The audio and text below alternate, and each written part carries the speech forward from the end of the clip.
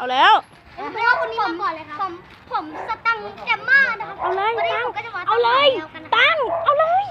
เอาเลย ไปซะวันนี้ผมก็ STG Gamer นะครับวันนี้ผม STG Gamer นะก็เมื่อกี้ก็แต่ตัวเยอะเราจะเป็นนี่ส่งทีมงานหลายๆคนเลยนะมาผมให้ส่งทีมงานนี่ทีมงานนะครับนี่คือทีมงานเด็กกระโปรงเด็กกระโปรงที่ไม่มีพ่อแม่นี่เป็นทีมงานตัดต่อครับผมเป็นทีมงานนี่เป็นทีมงานไม่มีใครคนนี่ก็เป็นทีมงาน Photoshop ครับส่วนนี้ก็เป็นทีมงานอิดครับอิดทีวีโชว์ครับ ฝึกงาน มาฝึกงานครับมาฝึกงานใหม่ฮะโอเคตากล้องนะมา ฝึกงานใหม่ คาริโอเคตอนนี้ผมพวกเราจะไปตามหาแมวต่อฮะเพราะว่าเดิน มาปั่น เขา เล ถ้าย เดินเขาดิ้นกดเยี่ยวเลยเดินก็ได้ ถ้ามันจะเดินก็เดินให้นัด เดินเลยพวกเราเดินกันหมด แต่กูขอปั่นนะ ทำไมอ่ะ ขอปั่นตาม ก็ได้ ปั่นไป ถ้าแบกไม่ทันนี่ชนตูดใช่ไหม เกิดชนแม่งให้ตายหาไปเลย โอเคครับผมก็ไอคนนี้ไม่รู้นะ เอ้ยเชี่ยคนอื่นเขาก็ไม่กดซับสไครต์มึงหรอกไอ้จ ไอคนที่คนก่อนอ่ะไม่ใช่เนี่ยมันแยกช่องผมนะทุกคนแยกช่องหาครับถ้าคุณคือแตนโซเยอร์พูดเราแค่2 คนพร้อม12 คนสวัสดีครับผมก็ ไม่ออกไปได้ไหมกูไปเลยไม่สนใจเลย ตอนนี้ผมก็เฮ้ยจะทำตรงนี้ เฮ้ยแม่ผ่านไป นะครับเมื่อกี้ก็คนเอากูผิดเลย โดน กินเยี่ยวไอ้เหี้ย มา วันนี้ผมจะมาวันนี้ผมก็จะมาชักว่าวจะติดหลังนะตอนนี้ผมก็ ไอ้ตกหลุม ผมก็จะมาไม่รู้จะผมก็จะมาผมก็จะมาผมก็จะมาผมก็จะมาช่วยยังหัวหน้ายังไม่หยุดอีกวันนี้ผมก็จะมาช้า บอกไป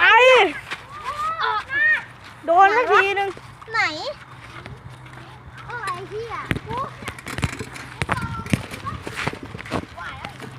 เฮ้ยป้า มาทุกคน ต้องโดนสักทีอ่ะ ผมน่าจะมาตายผมขอสู้ผม ไม่รู้เสร็จเลยแตกวะ วันนี้ผมก็จะมาตามหาแมวนะครับ เยี่ยมเลยยัง อะไร ลูก อย่าเข้ากลัวไอ้เหี้ยอะไรครับออกไป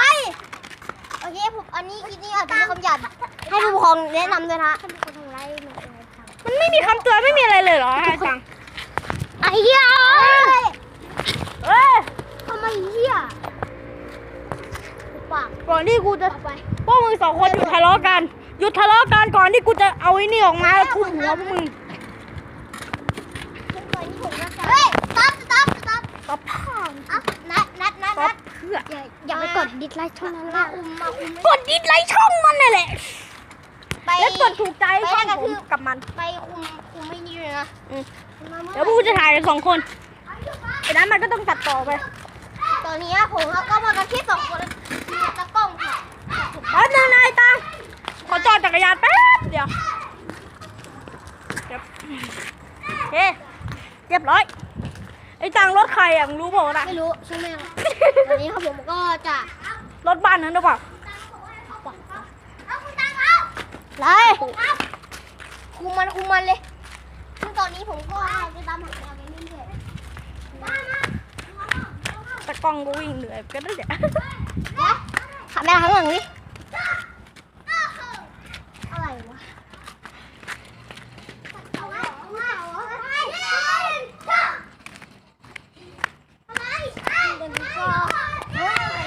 นี่เห็นรถข้างหลังไหมครับผมมีเซนส์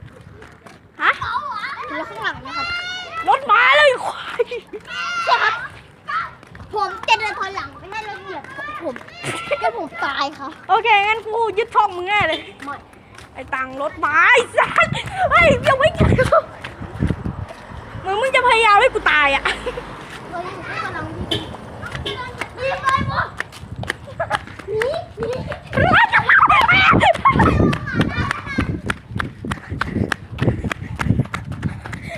เจอเหี้ยอะไรก็ไม่รู้ แต่ว่า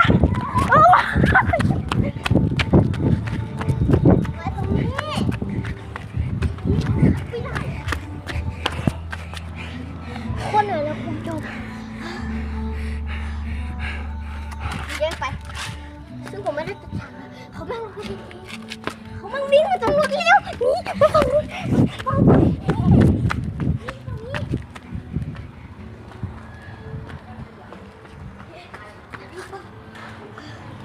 คุณเล่นกับทัด